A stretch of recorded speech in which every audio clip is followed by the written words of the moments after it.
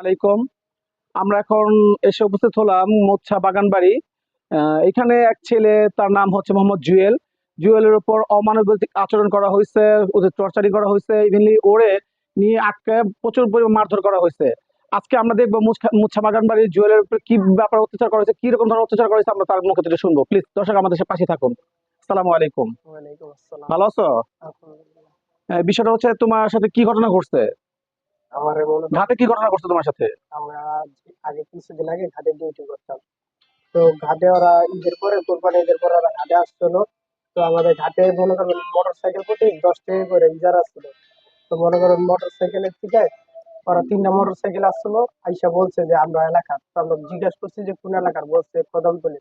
তো আমরা বলছি যে কদমতলী তো এলাকার না, তো আপনি 3টা মোটর সাইকেল এসেছেন, 2টা মোটর সাইকেলের টাকা ওরা দিয়ে দেন। কয়জন লোক ছিল? ওরা 3 মোটর সাইকেলে 6 জন লোক ছিল। তো মনে করছে ওরা আমরা বলছি যে 2টা মোটর সাইকেলের টাকা দিয়ে দেন।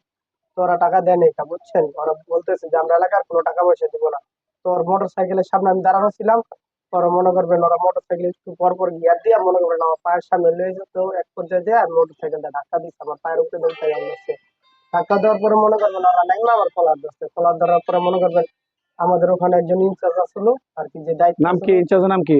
ইনচার্জের নাম মোহাম্মদ ডালিম। তো আচ্ছা। ডালিম ভাই মনে করবেন মনে করবেন ধাক্কা দিয়ে আমার কলার সরাই দিয়েছে। তো ওরা নাইমা মনে করবেন এক পর্যায়ে হাতাহাতি করছে।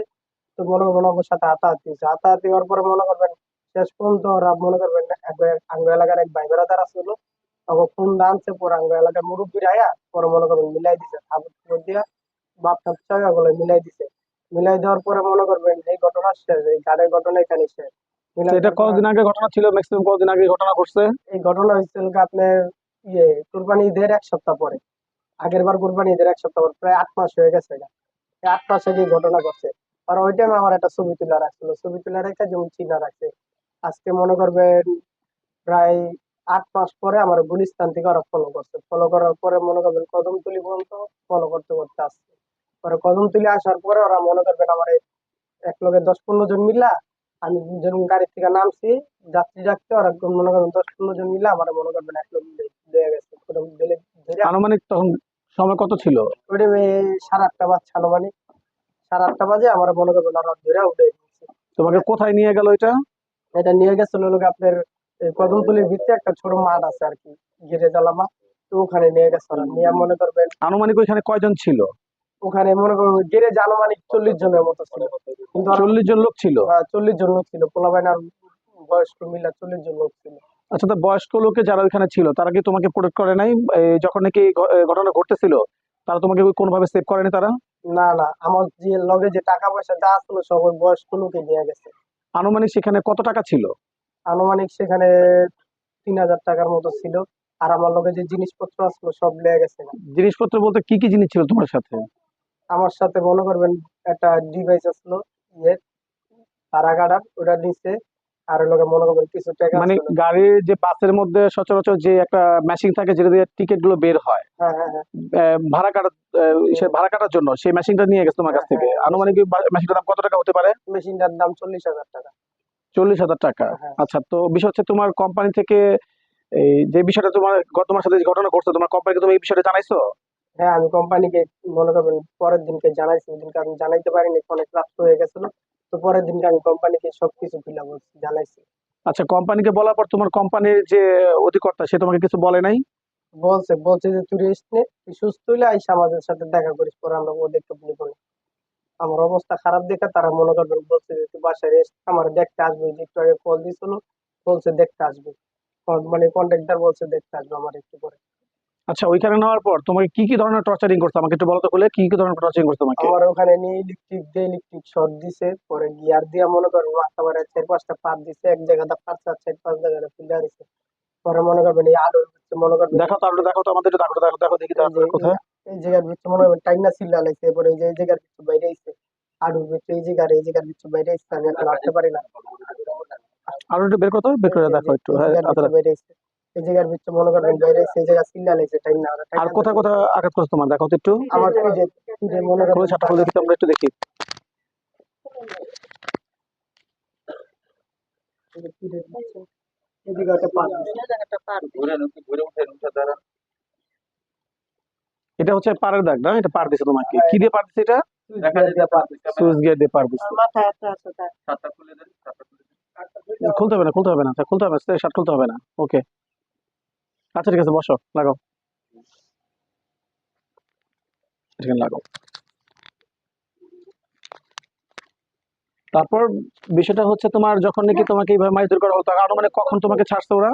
ওরা রাত্রে 8:30টার দিকে ধরে আমাকে প্রায় 11:30টার দিকে ছাড়ছে। 3 ঘন্টা পর্যন্ত খালি মারছে ওরা সবাই মিলে আমাকে। মানে 3 ঘন্টা মারছে? কতজন লোকে মারছে তোমাকে?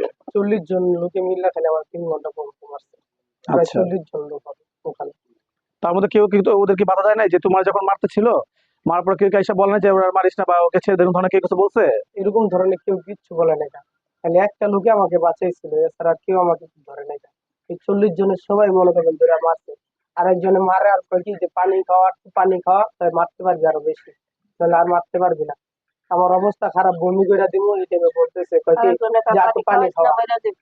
কয় পানি খাওয়াইলে মারতে পারবে। আবার আরেকজনের সাইডে তুমি কইতেছে পানি খাওয়াইস না তো মরে যাবো।